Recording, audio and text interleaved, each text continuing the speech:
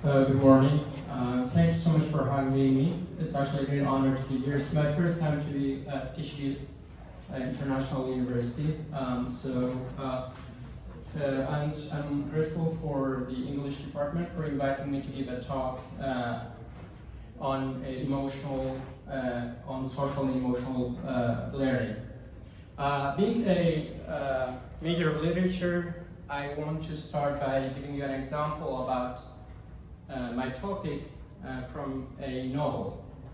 Many of you, especially the English students, know in hard times we have a quote from a headmaster, the principal of a school, who says, "Teach these boys nothing but facts. Nothing else will benefit them." So this is, I'm kind of paraphrasing what he's saying. So that's what we have been doing throughout, like in the last 2-3 decades, even before that. So we focus on facts. We focus on what we call intelligence, or sometimes it's called IQ. But we rarely talk about emotional intelligence, the social skills that we need in order to communicate well with other people, in order to succeed in social environments, in social interactions. Today I'll be talking about the missing link here. What is missing? Why we have people who are very, very intelligent, very smart, even some of them are scientists. However, it's very hard to deal with them. Okay? They don't have the social, the emotional intelligence needed to communicate with others. So the other thing we'll be talking about, so the difference between IQ and the ability to learn through emotional learning and what is lacking. Then we will be talking about that missing link, which is connecting the dots here. So social emotional intelligence enable us to do exactly that. Being smart at the same time to be socially competent. So then I will come to talk about social emotional learning, especially in an educational setting as we have here, to develop skills like self-awareness, self-control, and at the same time be able to succeed academically. Then I'll be talking about a number of core competencies that each student, or actually each individual, needs in order to become successful, especially in today's interconnected world.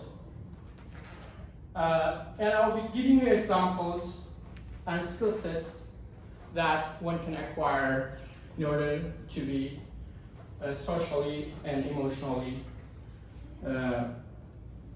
proficient or competent. And the conclusion would be a little bit different. I'll be asking you a question to imagine a scenario. I hope that I'll be able to give you information or share some ideas with you that you might be able to remember after you leave this hall. So let's start. What's missing here? Okay. If you look at this picture, you can see that we have heart and mind. Okay. We go to university. We actually go to school. We get training. Okay? So that we will be able to improve our reasoning skills, capacities. But how often do we get emotional training, social training? So, my question, the first question is try to remember someone that you know who's very intelligent, but they have terrible social and personal lives. Okay? They are smart. Okay? Maybe they are in the top, like one of the top scientists in the world, okay? But they are not, they have a horrible, a messed up personal and social life. The other example, they become like someone who's very rich, okay? They earn a fortune. However, they are very anxious all the time, okay? They are never satisfied with what they have. The other thing, someone who's very powerful, capable, maybe influential in ways, However, they are very narrow-minded. Okay, if you tell them your opinion, or if you actually say opposite to what they say, they might get angry and upset with you, especially if they are your boss. Okay, so these things that those kind of people do, most of them actually they are not even aware.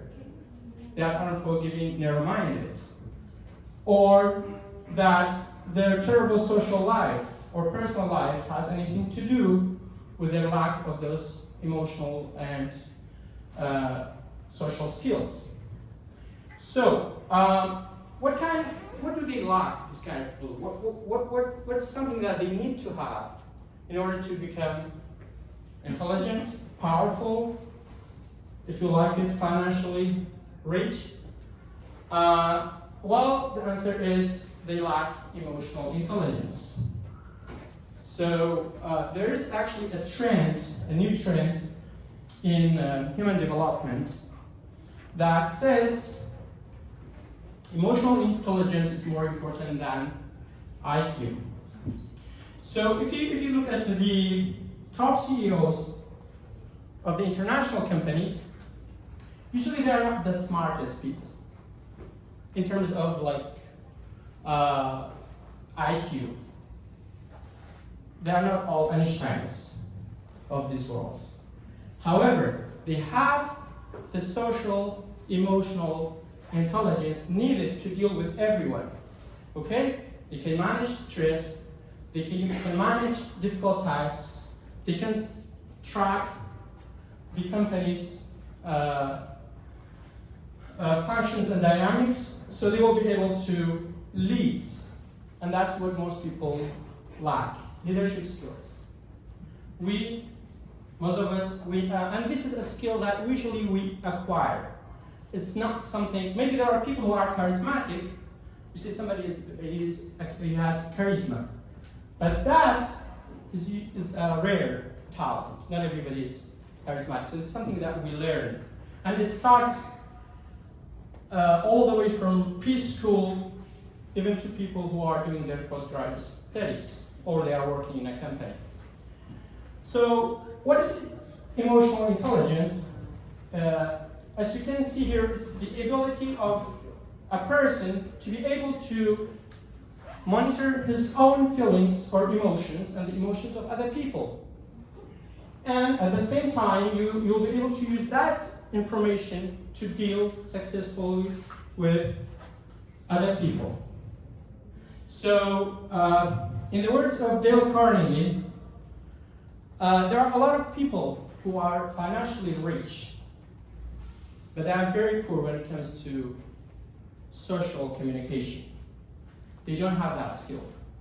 It's very hard to deal with them, and it's very hard to make them, even like as I said, people who are your seniors, it's hard to communicate, even exchange your views, to reform a company, a school, a department. Okay, we daily interact with such kind of people. And maybe it's not their fault. Maybe it's our fault as educators. Maybe we didn't teach them, or didn't provide them with the right opportunity in order to be able to do to acquire such skills. Now, so when we talk about intelligence, actually intelligence, as I said, is usually when what does come to your mind when somebody said you hear the word intelligence? Related to the mind. Mind, yes. What else? IQ. IQ, yeah. This is okay. What else? Brainstorm. Intelligence is something inbuilt. Okay, so you think it's something innate, yes, right? Something innate, built in our system. Okay, so we are hardwired to have. Intelligence. What else? Do you think you can actually? Yes. I think there's a feeling in everybody that when you say intelligence, you think that you are not intelligent. There are other people more intelligent than you. Okay, so that's my feeling actually. When I hear intelligence, yes. I think that I am not intelligent. So you think you lack intelligence, Maybe, right? maybe. Yeah, many people think. Okay, so we understand intelligence in different ways. Actually, And it can be a very, like at the personal level, it can be, it differs from one person to another. They see it differently. So I'm sure not everyone here is studying English. Who's not studying English here? Or has studied English, okay? On us. What are we studying? Biology, okay. So, as we have, like we're talking in simple terms, it's actually the ability, intelligence, is the ability to think, to understand, and learn knowledge, and being able to use that knowledge to deal with certain situations or be able to solve certain problems. So, just because we actually need a lot of good problem solvers, okay? This is a skill set that is very important, especially in business. However, that alone, just especially someone like mentioned IQ, that alone is not enough. Okay? You might be able to invent something, okay? But if you don't have social emotional learning, what you build could be actually quite destructive, right? Like the people who invented atomic bombs, okay? Well, they can be used in good way, but we are living with the fear that someone someday might be able to use it in a wrong way, okay? Especially when the people who have power are selfish people who they do whatever they can to achieve their goals. So, in terms of the American humanist psychologist, and he's also a cognitive scientist, that, as I said, people have different views of what intelligence is. For example, for an engineer, it could be becoming a great engineer. So if you are a great engineer, then you are an intelligent person. For an artist, that's different, unless if you are studying architecture, which is sort of a combination of both pure science and art. And then for entrepreneurs or athletes, it's a different thing.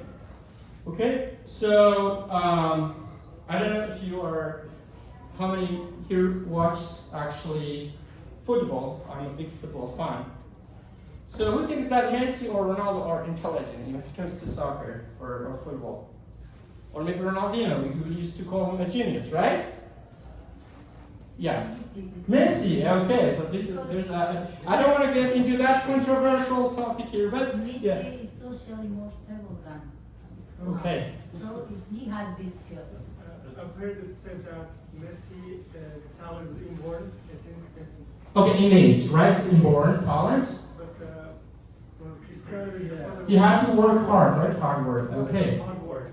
Okay. But all right. In terms of intelligence, there is a study says that for each pass, when the ball comes to Ronaldo, he has 500 probability at the second to know what to do with the ball. With the ball, So I okay. think this is Ronaldo. All right. This is scientific. Yeah, I think we're all proving Kaufman's theory of intelligence. Each one has its different view. But yes. Okay, so you talk about intelligence. There's a theory about, let's say, multiple intelligences by Howard Gardner. You know that? Right. Yes. So it's different from, let's say, IQ, which is, again, we talk about Messi. What is the relationship between the intelligence, the kind of intelligence is called kinesthetic. Yes, it's the relationship, the very powerful relationship between mind And body. Yeah, that connection. Exactly. So you see that we define it differently, and for each one is different. So now, is IQ important? Of course. Do we need, as I said, problem solvers? We do. Do we need scientists? Of course. But we want them also to become, like sometimes, you probably have dealt with someone who said that he even doesn't look like a human being. Okay, they're very smart. Sometimes you use the word robot. Okay? That person is a robot. Meaning that they are very smart, but they lack social skills. Okay? It's very hard to get along with them. You might actually go and attend their workshop like you do with mine. But you might not want to have a coffee with them or invite them over for dinner. So, according to the American Dictionary of Merriam-Webster, so IQ is a number used to express apparent relative intelligence of a person, and it's usually there's a ratio, and it's related to age as well. So that determines one's performance. Okay, the ability to perform a task, basically, in of course different fields. That's why, according to the study that Kaufman did, we have usually, if you are seeing people only from that perspective, okay, the window of IQ, then we look at human beings as numbers only. Okay, if someone has IQ below 70, we call them intellectual, or they call them intellectual disabled. And average people, which is, here I'm actually saying 2/3 of people, have the IQ of 85 to 155. Okay, somewhere between, it could change a bit, but yeah, that's the data. And anyone who is above 145, we call them our geniuses. Okay? Well, that could be true in terms of interpreting IQ, but this is not the whole picture. Okay? So, in education, we are not only teaching people to perform tasks, because we could do that with robots. Okay?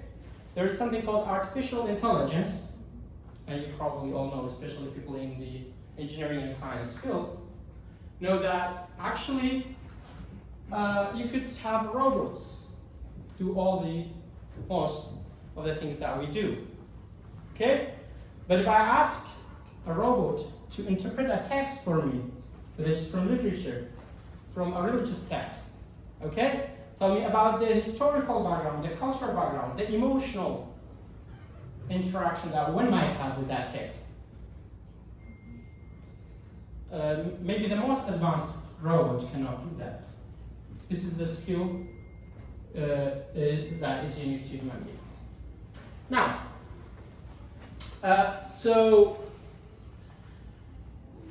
now I'm actually narrowing down my topic. When I talk about social intelligence and IQ, is that to give you a bigger picture, where we are, why are we talking about social emotional learning? Now, imagine, this is actually funny, I like funny stories. But before I actually read the story for you, I want to know, how many of you, if you answer that question, how familiar are you with social intelligence? What do you know? Like, do you feel like you know a lot about it? Extremely familiar?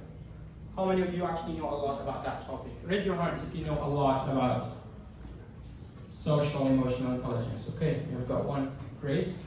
Who's, good? 2, 3, 4, great. 5, 6. All right. Somehow familiar with that topic? Okay, maybe that's somehow the average. And how many people actually didn't know about that topic before this workshop, before you saw the poster?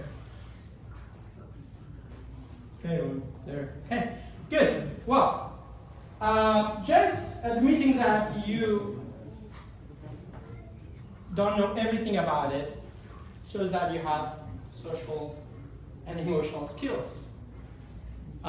Because that admitting that there's a room to improve, there's a room for improvement, shows that you are socially and emotionally capable of making changes. And we'll come to that. Now, so we were talking, people talk a lot about IQ tests, right? However, how about emotional intelligence tests? Imagine you are going to an interview. They are not only evaluating or assessing your verbal, technical skills, but they are also evaluating or assessing your emotional learning. So, now it says, now this is the interviewer tells the interview, I'm sorry to say, but you have failed in your tests because you didn't even make a sad face when a sad story was narrated to you. Someone told you a sad story and you didn't show that you are sad. Okay?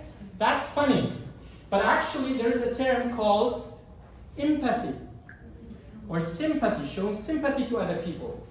Okay? Why some people are ready to donate a lot of money or their time to volunteer to a cause that may be thousands of miles away from Africa, maybe Asia, or the countries that are struck by violence and natural disasters. It's because you feel a connection. You feel like you have a responsibility to fulfill a part or a task. Of course, it's not technical skill. It's not something that you have to do math or be able to be an engineer or a doctor to do it. You do it maybe even if you are giving a penny or if you are raising awareness about an issue like cancer or autism. So the guy who got interviewed here failed the test because he didn't make a sad face. Now, coming to social emotional learning. Actually, this topic has evolved over time, and some people actually somehow resistant when it comes to implement this theory or if I say process in education. And the reason for that is, first, it requires social intelligence, but apart from that, it could be costly, and it needs the environment, both physical, cultural, even social environment to implement it. It means we as teachers will have more responsibility. Parents will have more responsibility. The students will have more responsibility, especially at the early stages of the process.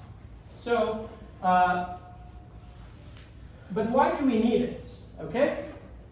If it's such a difficult process to implement, why do we need to have social intelligence?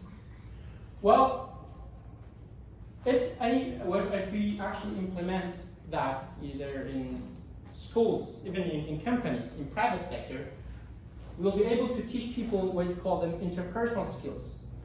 Who can tell me what is interpersonal skill? Do you have any idea? So interpersonal is this sometimes said opposite to intrapersonal. Okay. Intrapersonal is inside Right. outside, while interpersonal is outside, so you with the other people. Okay, that's good. Communicative skills, the skills that you use for communicating and interacting with people. Right. Communication skills. Right? How many of you write communication skills on your CVs when you apply for a job? Most people, right? Say, I can work under stress. Okay? I can communicate with different people. I can work for long hours. That could be with IQ, but you say that I have no issue dealing with people. Alright? But when it comes to reality, most of us have problems. So that is about those skills, but also attitudes. What made you come to this workshop? How many of you were actually required to come? Maybe not everyone, right? So your attitude to learn something new, to interact with your colleagues, with your teachers, with people from other fields, it's an attitude. It's a positive attitude toward learning. Unfortunately, many people don't have that skill. Okay? everything is bad, nothing is gonna change, we are where we are, and that's it. Full stop. So we don't make effort, or we don't have that positive attitude. So we need to, apart from teaching them skills, we also have to teach them the attitude. That attitude will enable them to actually use the personal skills needed to deal in different environments. The other thing is allows people to become more sympathetic toward others. Okay, okay, so you drive back home. On the way, you see that someone in this hot weather has got a flat tire. Okay, there's no mechanic around. You might just stop and give them a bottle of water. Okay, you might not be a mechanic, but that would alone is a great effort, right? So it teaches you to relate to people, to understand their needs, their problems. If you are a teacher, a student comes to you, he's late for the first day, okay? The second day, or the student cannot turn in assignments on time, okay? Or your friend who used to hang out with you, he's no longer showing up. Okay, so what's the problem with them? Okay, you might say, okay, he's no longer a good friend or he's not longer a good student, let's just ignore them. But if you have strong emotional and social intelligence, you try to understand what's going on. Why that good friend of mine is no longer calling me, or he doesn't or she doesn't want to hang out with me. You want to get to the root of the problems. And with teaching social emotional learning, we'll be able to build our people, like our students, our children, to do exactly that. And also, it creates positive relationships. How many of you like the workplace culture or environment? How many of you are excited when you go to college or to your workplace? Okay? Okay. Are you happy? Okay, great. Many people, that's good. Meaning that in that place there are a lot, if not everyone, has the social and emotional skills to deal with you. They help you feel home. They help you to feel like actually the workplace is your second home. We also have in environments. You are just, okay, so today, when is going to be Friday? It's going to be Saturday, tomorrow. Okay? So people don't want to, they are fed up. Mostly, sometimes not about their job. Okay? They might have actually great jobs. Okay? If you put them in terms of like maybe income or social status, but people are not happy with their jobs. Some people. Yeah, well, why do you think it's the case? By the way, I don't know if I'm using more time than I have to. Just let me know if I'm running out of time. We still have 18 minutes. Okay, great. I should be able. Okay, so I kind of forgot my question, but in terms of like work environment, okay, or many of you said that actually you are happy to work. But you say also there are people who are not happy. What makes those people not to be happy? They are engineers, they are doctors, they are teachers. Maybe they are not maybe as happy as someone who's working a job that doesn't require a lot of skills or doesn't have that social status, unfortunately, in our community or society. What makes people to hate their jobs? Family issues, family works, Family issues, okay? So it means that they have issues at home, yes? The environment around them. The environment, workplace or home? No, workplace. Workplace, yes, the lady over there? I was just saying the environment, the same. The environment, okay. All right, so environment plays a great role. And who creates the environment? Toxic people. Toxic people create toxic environment, that's correct. Good people, our psychology Yeah. is the environment. we can't deal Our with it. psychology, right? Yeah. Our psychology creates the environment, but also, for example, thanks to the people who organize this event, right? So you feel welcome this environment. But if someone stands up here shouting at everyone, I'm sure you will all leave the room, okay?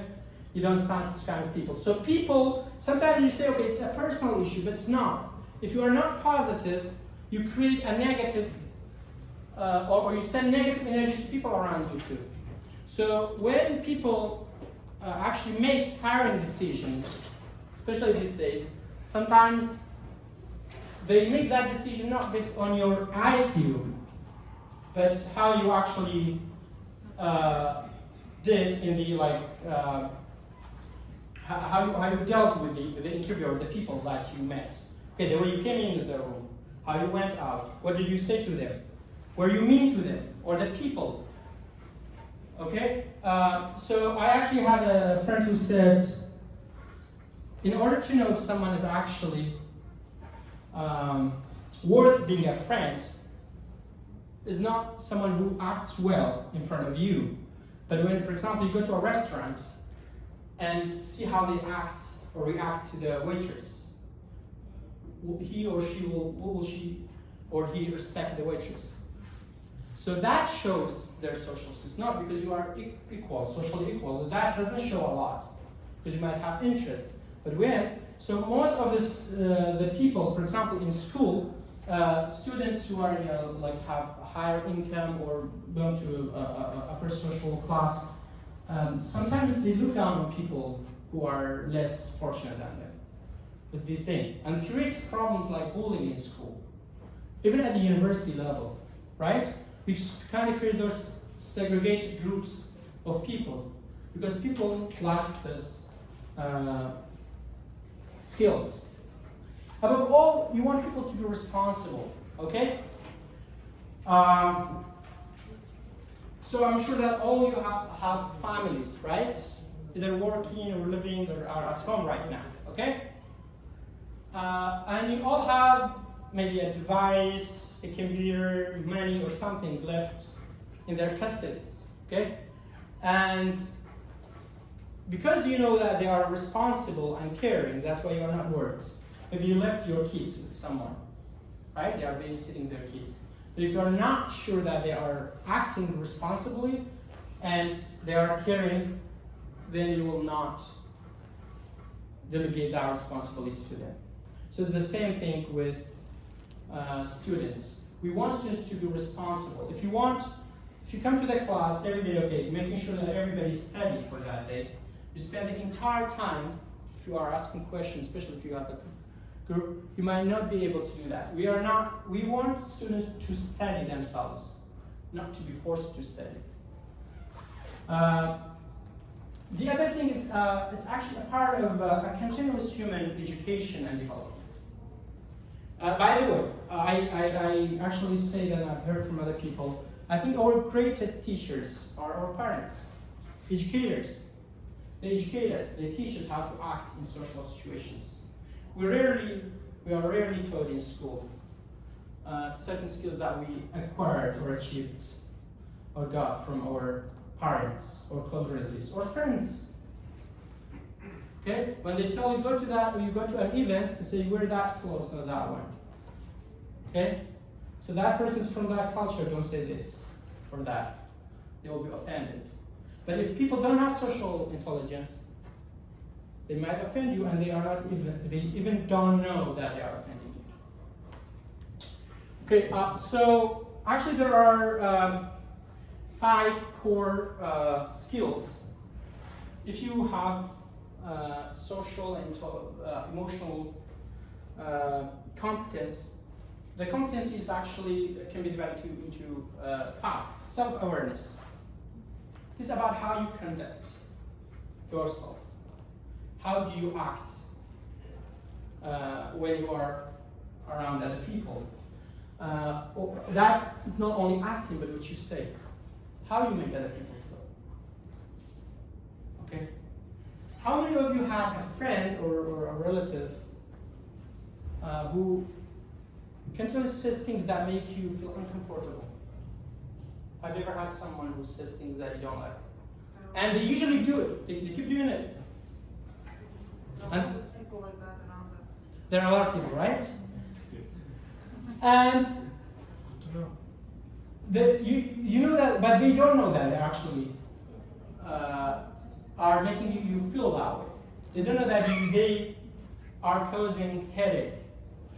And if you ask them why you did that, they say, I didn't mean it.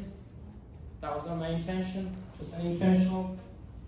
The other thing is self-management, and that's very important for success, both at the personal level, but also if you are a student or a teacher or a scholar.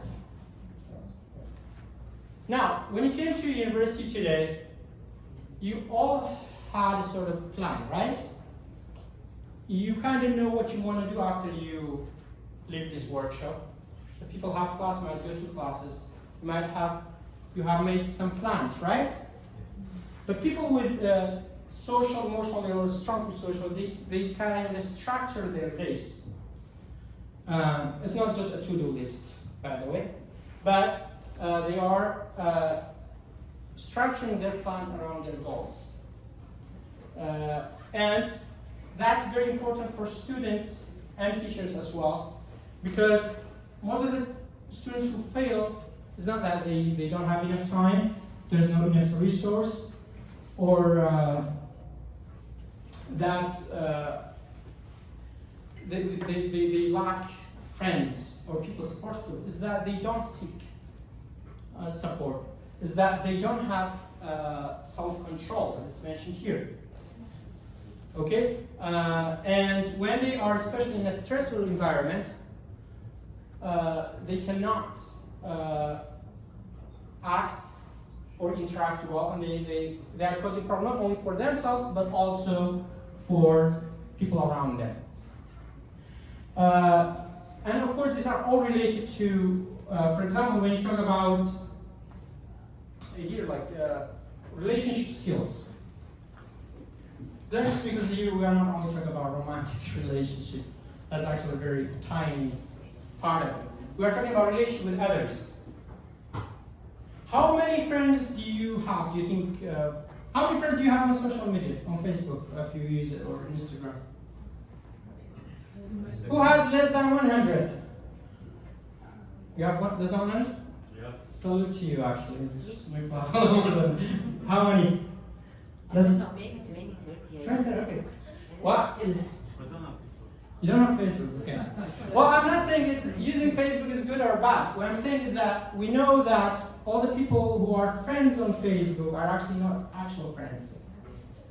Okay? You share a space with them. Of course, you want to be respectful to them. You get ideas from them, but they are actually not actual friends.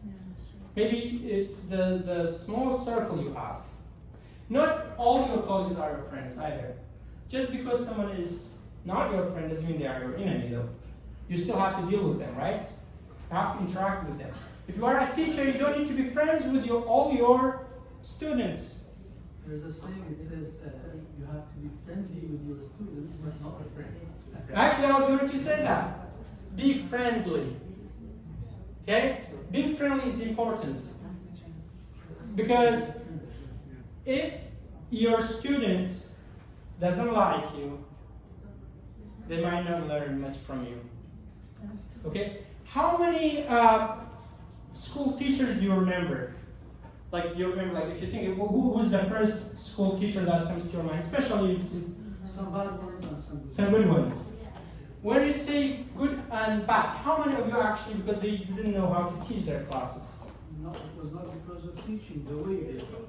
The way they taught, right? The way they taught with you. So we actually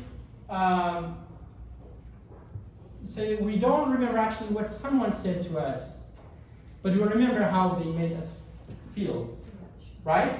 So that is emotional intelligence, and that is the social relationship skills you need to build. The other one here is being responsible. It's time. Okay. 5 minutes for 5 minutes? Okay. I'm actually gonna go. These are some skills I just talked about. So, for example, with self-awareness, will be like being able to identify emotions, or for example, examining balance, okay? We feel we are always right, and maybe that's not the case all the time. Or with self-management, it's about self-discipline, self-motivation. How you motivate yourself to do a task that's hard, right? What made you wake up in the morning? All right?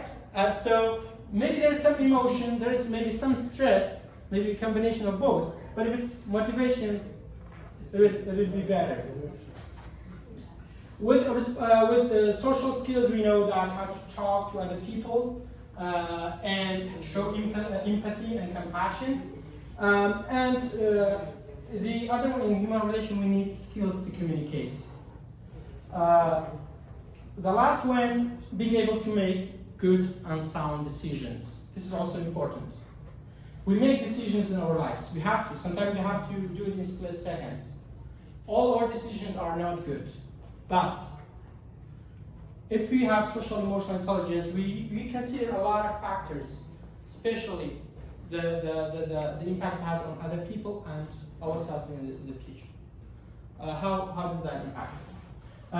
So I think I talked about the reasons for teaching emotional to succeed academically, to be healthy, mentally healthy usually, other ways as well. And that could also help you to have rewarding careers. Because if people like you in your workplace, that's a bonus, okay?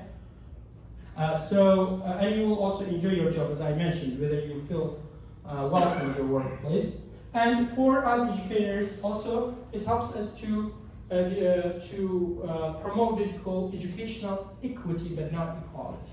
Okay. So if we are talking about equality, we mean all the people should stand next to each other. We are putting books under their feet, so that, for example, if they are looking at a soccer match, all of them will be able to see it. Justice. Yeah, that's justice. That's equity. So this is something we also have to consider when we teach, when we interact with people. Sometimes we give more attention to someone else because we know that they need it. Of course, we could do it through school and community partnership, through curriculum, and also association of the academic and what we call social emotional skills or learning. And it requires assessment as well at different levels, actually. The last thing is, if you are teaching or even if you are a student, try to have a voice. Try to let your students talk, see what they have, hear their views, even if they sound stupid. Okay, it's okay. The last thing, actually, I'm sorry, I think I'm taking other people's time, but it's actually my conclusion. We talk about the skills. Now, based on what you heard and what you already know about social and emotional intelligence, think about a person in your life, usually a young person who could be still a child, a teenager, or they are still in college, or they are about to graduate. What do you hope that they will be able to learn and to do in the future? If you remember when we were in elementary school, the teachers asked, "What do you want to become?" We used to say doctors, engineers. But when we grow up, we know that's not. Right? It could be, it could be, some people are interested, but that's not the case. So what people need and what they want to become could change. So we are not actually educating people to become doctors and engineers, but you are preparing them to the real world so that they will make sound decisions. Okay? So that when they make that decision, they don't regret it later. Okay, when they come to the community, they become actually productive individuals. And of course, that could, the things that I mentioned are all, those skills are important in able to be able to do just that. Okay, I think my time is over and I even over the time. Thank you.